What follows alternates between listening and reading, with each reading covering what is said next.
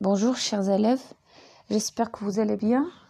J'espère que vous avez passé une bonne fête et que vous avez passé un bon ramadan malgré toutes ces circonstances difficiles quand même.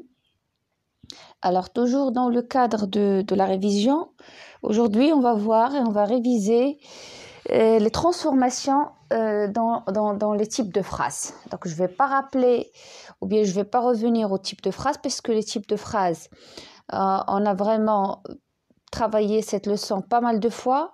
On a rappelé pas mal de fois l'utilité de chaque type de phrase, le rôle de chaque type de phrase.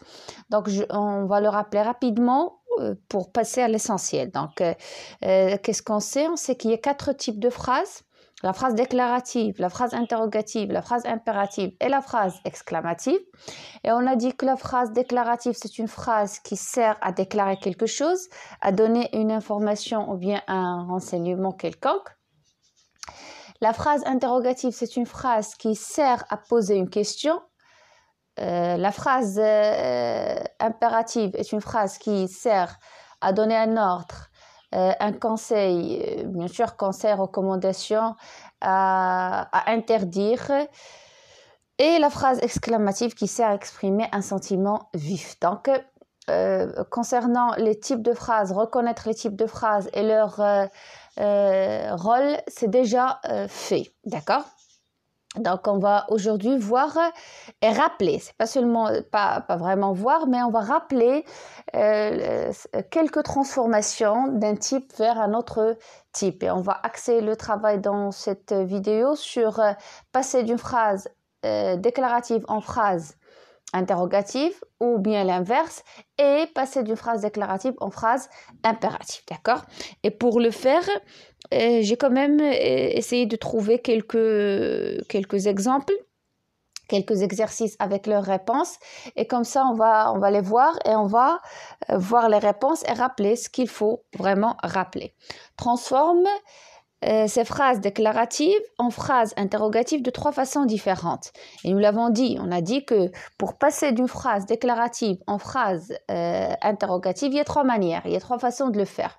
Ou bien en ajoutant le point d'interrogation et en changeant l'intonation de la phrase, ou bien en inversant le sujet, sinon on va ajouter « est-ce que ». Pardon. Comme dans l'exemple. Alors, on a une phrase déclarative, Jean se promène dans la cour.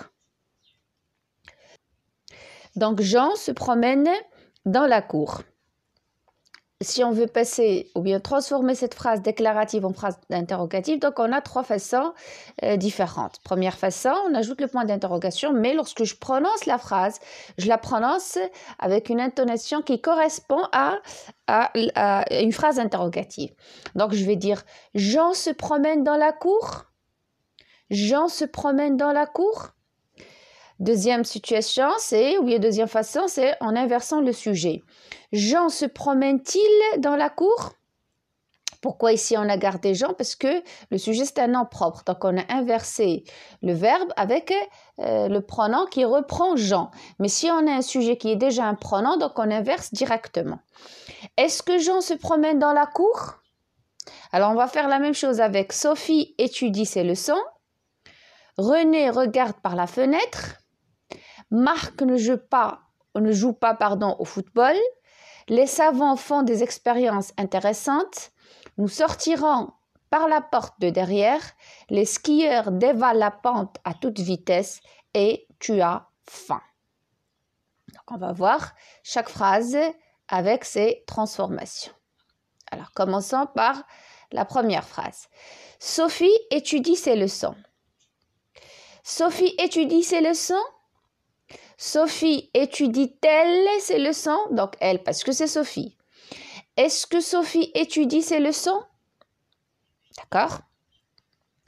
Maintenant, on a René regarde par la fenêtre. René regarde par la fenêtre. René regarde-t-il par la fenêtre? Et vous avez remarqué, lorsque le verbe se termine par une terminaison qui est voyelle, comme ici dans le verbe premier groupe E, et on a le pronom personnel qui commence par une voyelle, donc on ajoute le T phonique entre deux traits d'union. Donc, quel est le rôle de ce T? C'est tout simplement pour alléger la prononciation, pour bien prononcer la phrase. Alors, est-ce que René regarde par la fenêtre? Marc ne joue pas au football. Marc ne joue pas au football? Marc ne joue-t-il pas au football? Est-ce que Marc ne joue pas au football? Les savants font des expériences intéressantes. Les savants font des expériences intéressantes? Les savants font-ils des expériences intéressantes?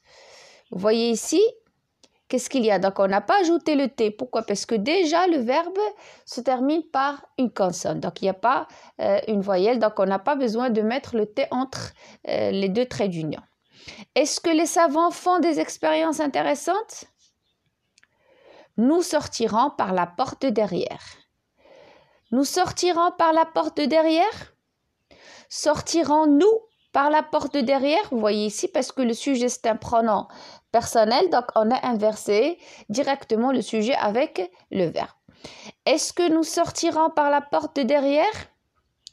Les skieurs dévalent la pente à toute vitesse. Les skieurs dévalent la pente à toute vitesse?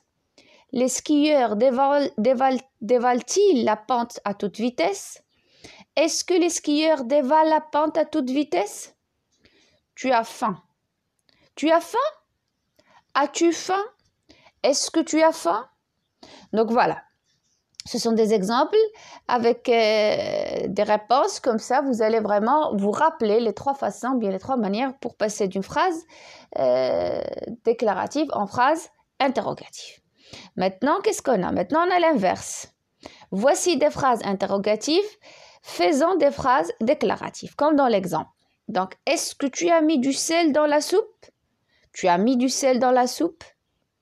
Donc, on a Marie a-t-elle brossé ses dents? Parles-tu de cette histoire à tes amis?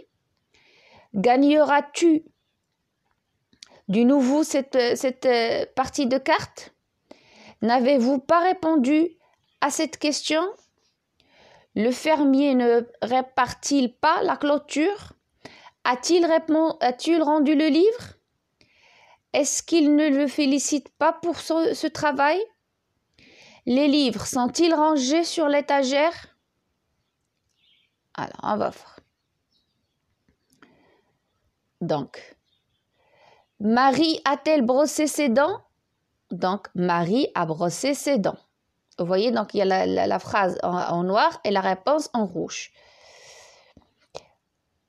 Parles-tu de cette histoire à tes amis?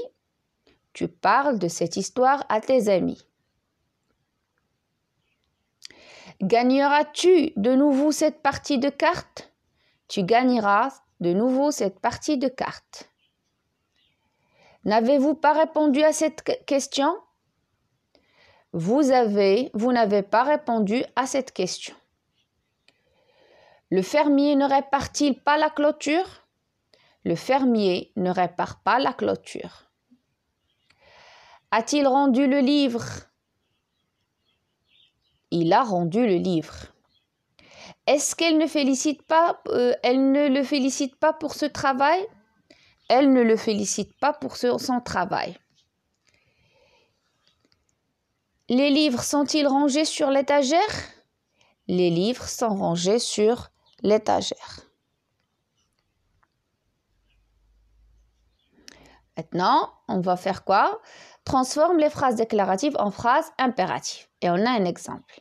Tu ramasses tes billes. Ramasse tes billes. D'accord? Vous partez ce matin. Tu ne dis rien. Nous ne partons pas au cinéma. Tu découvres ce pays. Nous ne chantons jamais cet air. Tu prends ce livre. Vous jouez au tennis. Vous préparez la table. Tu ne joues pas au football. Tu ne ris plus.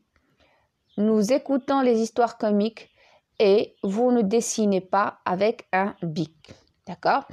Pour la phrase déclarative, on va voir encore dans une autre vidéo d'autres exemples parce qu'il n'y a pas seulement cette transformation possible. Donc, il y a d'autres situations pour passer d'une phrase déclarative en phrase interrogative.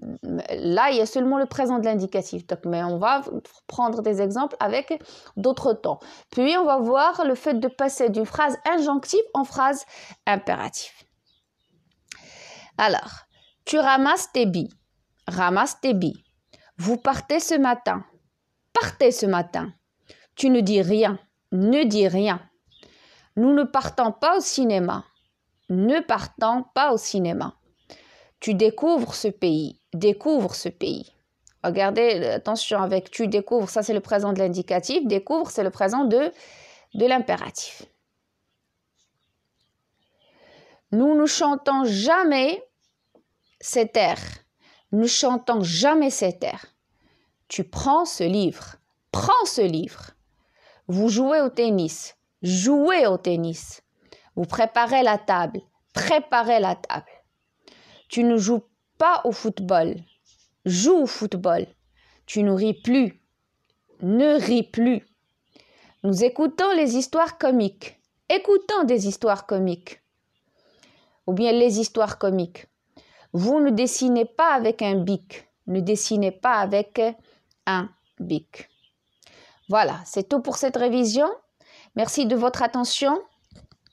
Et je vous promets encore une révision, bien un rappel de ce genre parce qu'on a vraiment encore d'autres situations à voir. Comme je l'ai dit, passer d'une phrase injonctive en phrase impérative, passer d'une phrase déclarative en phrase impérative mais avec d'autres tons de conjugaison et bien sûr transformer en phrase exclamative. Donc je vous dis au revoir et à la prochaine.